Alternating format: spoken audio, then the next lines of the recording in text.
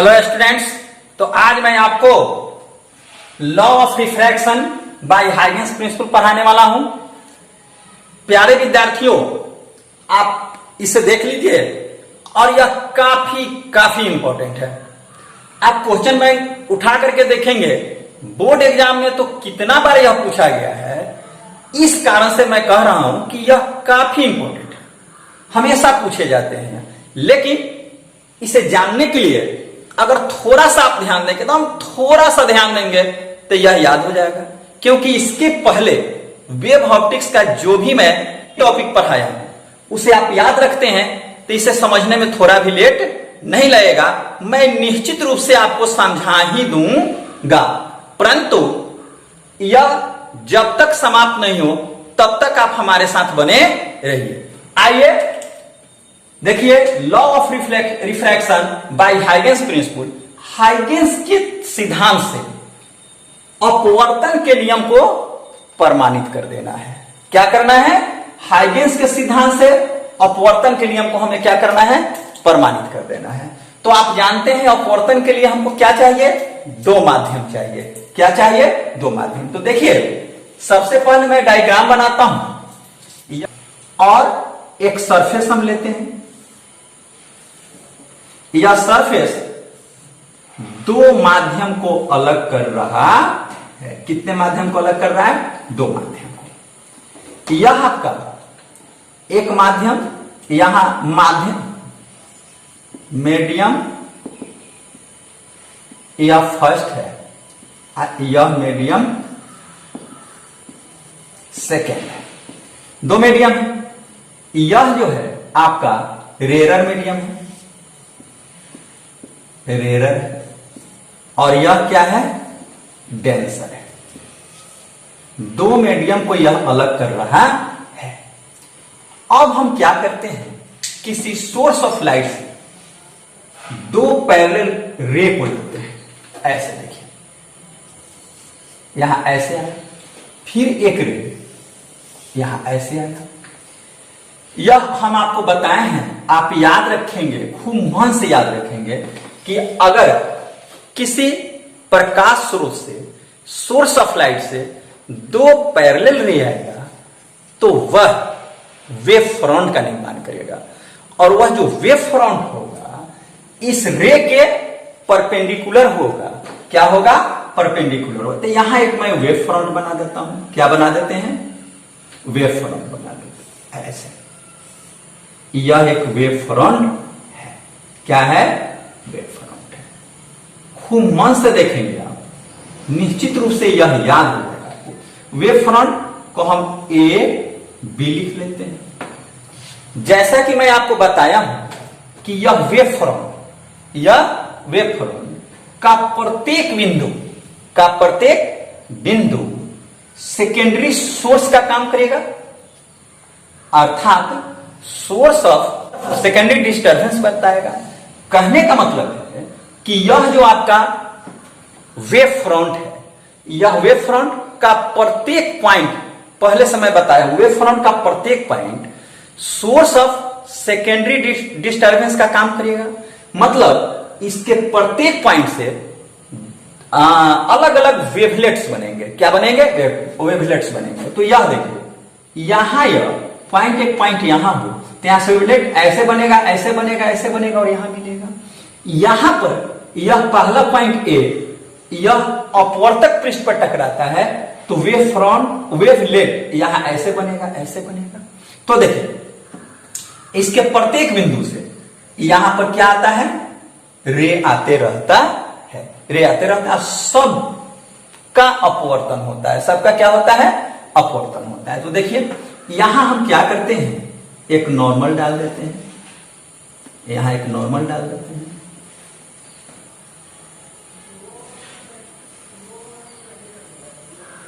यह एक नॉर्मल हो गया, नॉर्मल डाल देते हैं। ठीक है, तो नॉर्मल डालेंगे तो निश्चित रूप से यह जो एंगल होगा यह आई होगा, यह एंगल क्या होगा? आई होगा।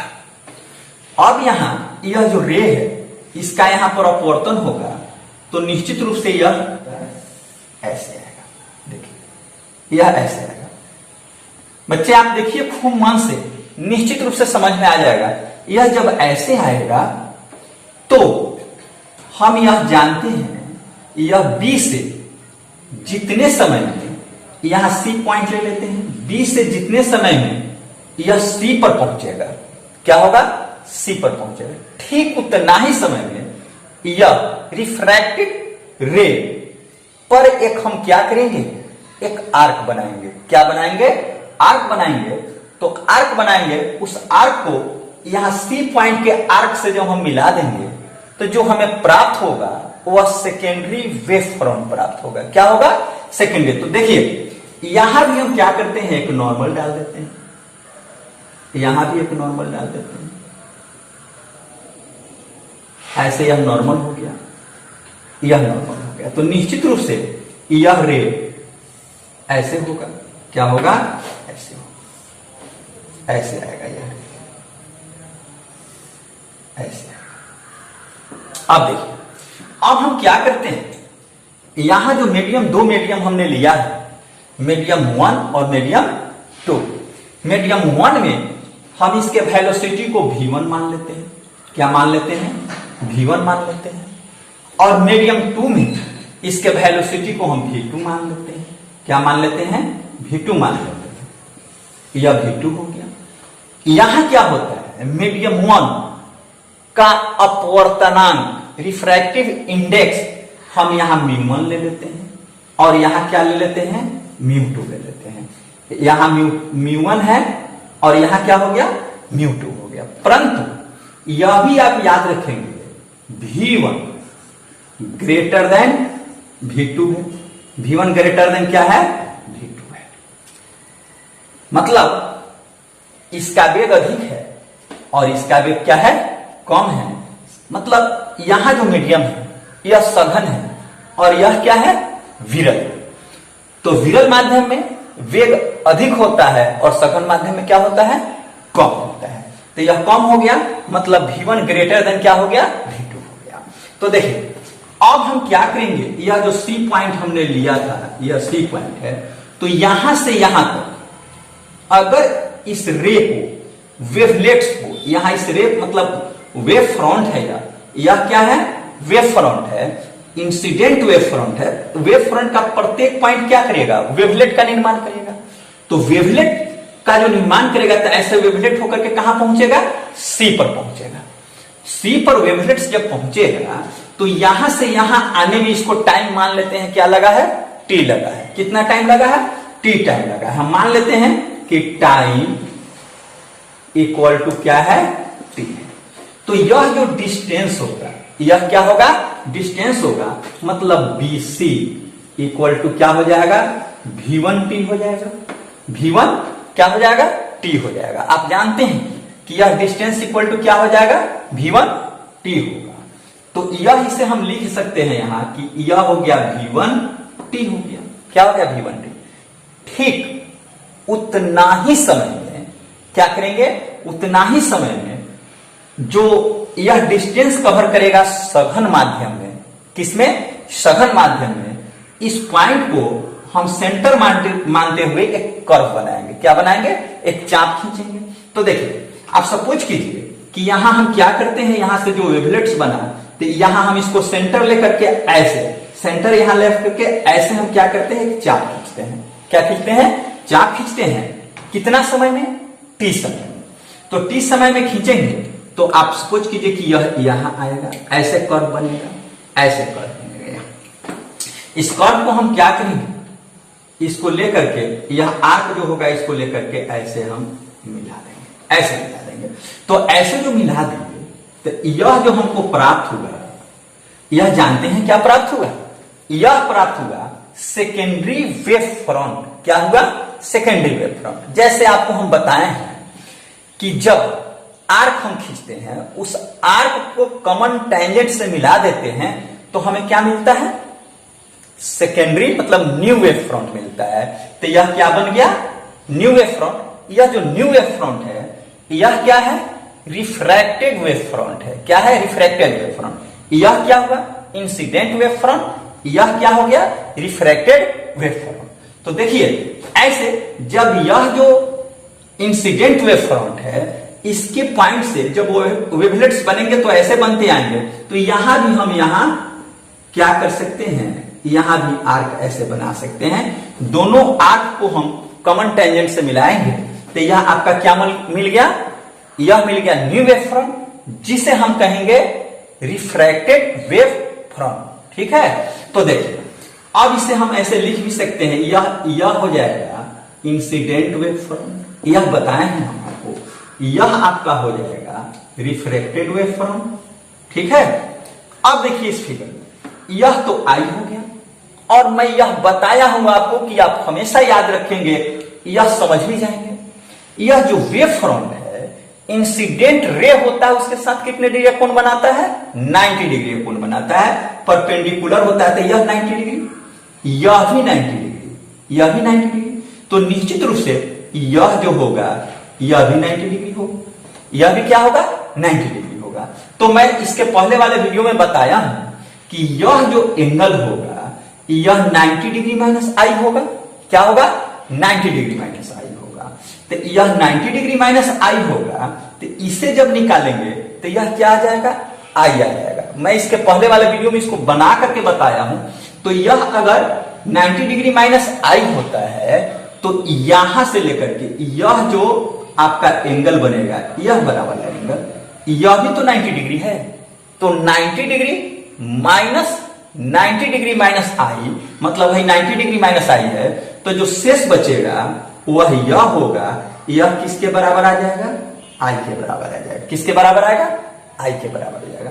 तो बच्चे अब आप देखिए यह तो इतना आ गया, अब यह भी क्या है, यह जो है आपका 90 डिग्री है, यह भी कितना है 90 डिग्री है, और यह आपका आर क्या है, आर है। याद रखेंगे यह क्या होता है, आर होता है। तो यह क्या हो गया, आर है नॉर्मल, और रिफ्रैक्टेड जो रे होगा उसके बीच का एंगल क्या होता है, आर होता है। तो यह आर हो गया। तो इसे हम क्या करेंगे, इस एंगल को जब निकालेंगे इसको, तो हम क्या करेंगे, यह जो टोटल एंगल यहां से यहां है यह तो 90 डिग्री है, तो 90 डिग्री में से इसको हम क्या करेंगे, घटा देंगे। किसको घटा देंगे, आर को घटा देंगे, तो यह बच जाएगा 90 माइनस आर। यह क्या बच गया 90 माइनस आर, और पहले से आपको ये क्या है 90। तो देखिए तब शेष एंगल जो यह आप निकालेंगे, यह जब निकालेंगे तो जानते हैं कितना के बराबर होगा, यह आर के बराबर हो जाएगा। किसके बराबर हो जाएगा, आर के बराबर। आप करके इसको देख लीजिए, यह 90 माइनस आर, यह 90, इसको हम क्या करेंगे, ऐड करेंगे तो 180 हो जाएगा, और 180 तीनों का एक फल होता है, तो ये किसके बराबर हो जाएगा, आर के बराबर हो जाएगा। तो यह आपका हो गया आर। अब यह जो आपका डायग्राम बन चुका है, अब केवल क्या करना है, हमें इसको प्रूफ करके बता देना है। तो हम आपसे पूछना चाहते हैं, अगर इस डायग्राम में कहीं थोड़ा भी आपको समझने में कोई प्रॉब्लम है तो हमसे आप पूछ सकते हैं। क्या कर सकते हैं, पूछ सकते हैं। यह भी आपका क्या होगा, आर होगा। तो अब देखिए, अब इसके आगे हम आपको बढ़ाते हैं, क्या करते हैं, आगे बढ़ाते हैं। आगे बढ़ाते हैं तो इसमें कुछ नहीं है, जैसे मैं इसके पहले लॉ ऑफ रिफ्लेक्शन में बताया हूं साइन आई और साइन आर निकाल लेने के लिए, वैसे ही यहां हम क्या करेंगे, साइन आई और साइन आर निकाल लेंगे और निकाल करके डिवाइड कर देंगे। बस आपका इक्वेशन जो है जिसको सॉल्व करना है वह आ जाएगा। कहने का मतलब हाइगेंस जो प्रिंसिपल है इसके द्वारा हम अपवर्तन के सिद्धांत को प्रमाणित कर रहे हैं। इसका मतलब स्नेल्स लॉ को प्रमाणित कर रहे हैं। किसको कर रहे हैं, स्नेल्स लॉ को प्रमाणित कर रहे हैं। और यह क्या होता है, यह होता है mu equal to sine I upon sine R. इसे हमको प्रमाणित करना है, यही करना है, तो इसे हम कर रहे हैं। तो अब देखिए हमको क्या करना है, इस फिगर से साइन आई और साइन आर का मान निकाल लेना है। तो देखिए यह जो है, अब हम आप एक और बात बता देना चाहते हैं, यह सी हो गया तो इस पॉइंट को हम डी लिख लेते हैं। क्या लिख लेते हैं, डी। तो यहां एडी समय तो उतना ही लगा है यहां आने पर जितना इसमें समय लगा है, परंतु इस मीडियम में वेलोसिटी कितना है, v2 है। तो यहां हम लिख सकते हैं जो आपका एडी होगा वह हो जाएगा V2T। क्या हो जाएगा? V2T। तो आइए देखिए, मैं आगे आपको इसको बताता हूं, खूब मन लगा करके देखेंगे प्यारे विद्यार्थियों। यह देखिए, ऐसे इसको हम यहां घेर देते हैं। आप क्या कर सकते हैं, इस फिगर में ट्रायंगल को बाहर भी निकाल सकते हैं, नहीं भी निकाल सकते हैं, क्योंकि आप समझ चुके हैं तो आप समझ ही जाएंगे। आप केवल हमारे साथ बने रहिए। देखिए यहां फ्रॉम फिगर,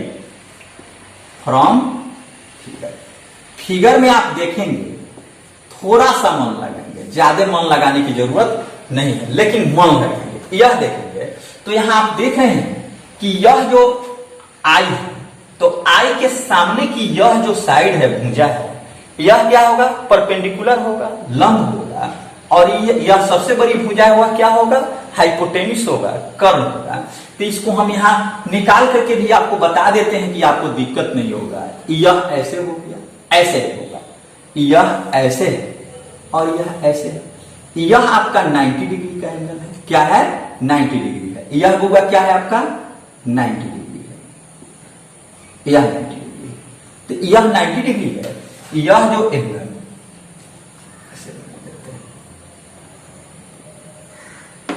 यह 90 डिग्री, तो यह जब 90 डिग्री है तो यहां यह जो एंगल है, यह कितना है आपका? आई है, आई है। और यह आपका ए है, यह आपका बी है, और यह आपका क्या है? सी है।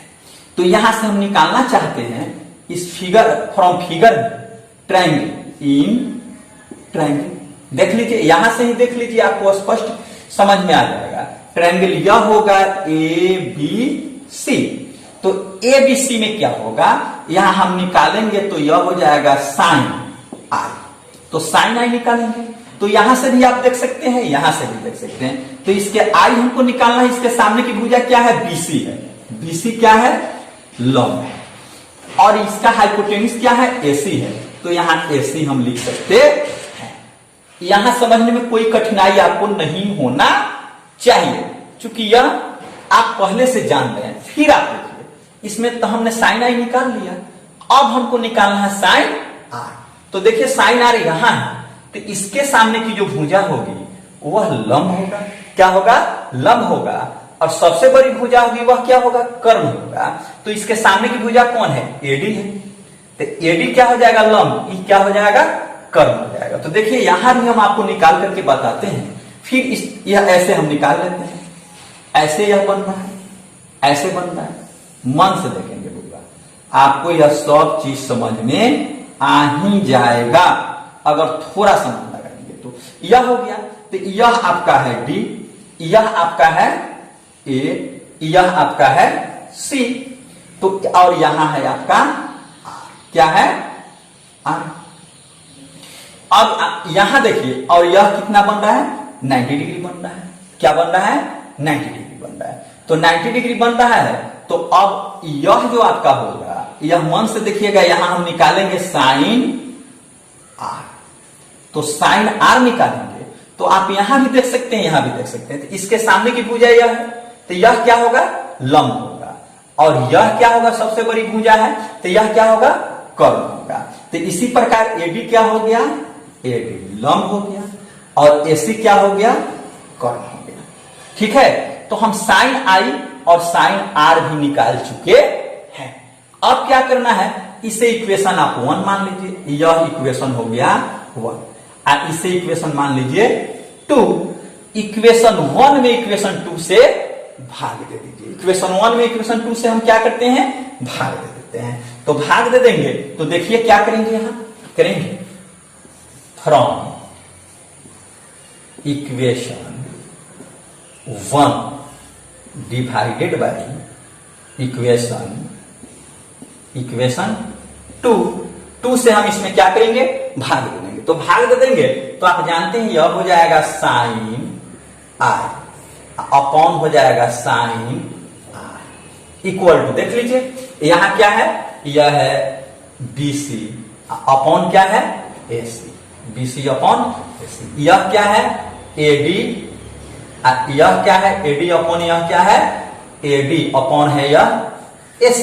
तो अब देखिए यह हो जाएगा BC अपॉन हो जाएगा ए सी, यह हो जाएगा ए सी और यह हो जाएगा ए डी हो जाएगा, यह कैंसिल हो जाएगा। तो यहां आपका बचेगा, देख लीजिए, यह बचेगा बी सी अपॉन बच जाएगा ए डी। बीसी तो पहले से मैं यहां लिख दिया हूं कि V1 क्या होगा, टी होगा, V1 टी होगा, लेकिन यहां एडी हम नहीं लिखे हैं। यहां आप लिख सकते हैं यह हो जाएगा V2 टी, लेकिन एडी यहां निकाल लिए हैं तो एडी के बदले यहां क्या लिख देंगे, यह लिख देंगे V1 टी और इसे हम लिख देंगे V2 T. T T cut जाएगा, तो टी टी कट जाएगा तो sine I upon sine are equal to क्या बचेगा, यहां देखिए यह बचेगा, यहां देखिए क्या होगा, sine I upon sine are equal to यह हो गया V1 बाई V2। फिर मैं दोहरा रहा हूं, आपको यहां तक समझ में आना चाहिए। मैं प्रत्येक स्टेप को मतलब आसानी से इसको बताने का कोशिश कर रहा हूं, आप मेहनत करेंगे निश्चित रूप से समझ जाएंगे। तो इतना हो गया। अब इस इक्वेशन हम क्या करते हैं, प्रकाश के वेग को सी रखते हुए गुना और भाग कर देते हैं। तो यहां गुना और भाग कर देंगे तो सी बाई क्या हो जाएगा, जहां सी क्या है, प्रकाश का वेग है, किस माध्यम में, निर्वात में। यह सी क्या है, निर्वात में प्रकाश का वेग है। तो इसे हम इतना भी लिख सकते हैं, देखिएगा लिख सकते हैं सी अपॉन V2 और यह लिख सकते हैं सी अपॉन V1। क्या लिख सकते हैं, सी अपॉन V2 सी अपॉन V1। तो आपको मैं पहले से बताया हूं, आप जानते हैं कि निर्वात में प्रकाश का वेग बटा किसी माध्यम में प्रकाश का वेग अपवर्तनांक के बराबर होता है। किसके बराबर, अपवर्तनांक। तो यह आपका हो जाएगा μ2 अब बटा हो जाएगा μ1, किसके बराबर हो जाएगा, μ2 बटा μ1 हो जाएगा। अब आप देखिए यह प्रूफ हो चला है, यह हो जाएगा साइन आई बटा sine are equal to sine i बटा साइन आर इक्वल टू हो जाएगा यह μ2 बटा μ1, जिसे हम लिखते हैं साइन आई बटा sine are equal to μ1 two, यह अपवर्तनांक है, यह होता है साइन आई बटा साइन आर इक्वल टू μ। यही आपको प्रूफ करना था, जो प्रूफ हो गया। अब देखिए हम इसे यहां भी ला करके छोड़ सकते थे, और यह दोनों कांस्टेंट है, दो मीडियम है लेकिन दोनों क्या है, कांस्टेंट है। सीधे हम sine I by sine are equal to constant लिख देते हैं, और कांस्टेंट क्या है, अपवर्तनांक है। तो म्यू इक्वल टू हो जाएगा sine I by sine R. यहां भी यह प्रूफ कर सकते थे, लेकिन आपके आसानी के लिए, समझने के लिए मैं यहां तक इसको बढ़ाया हूं।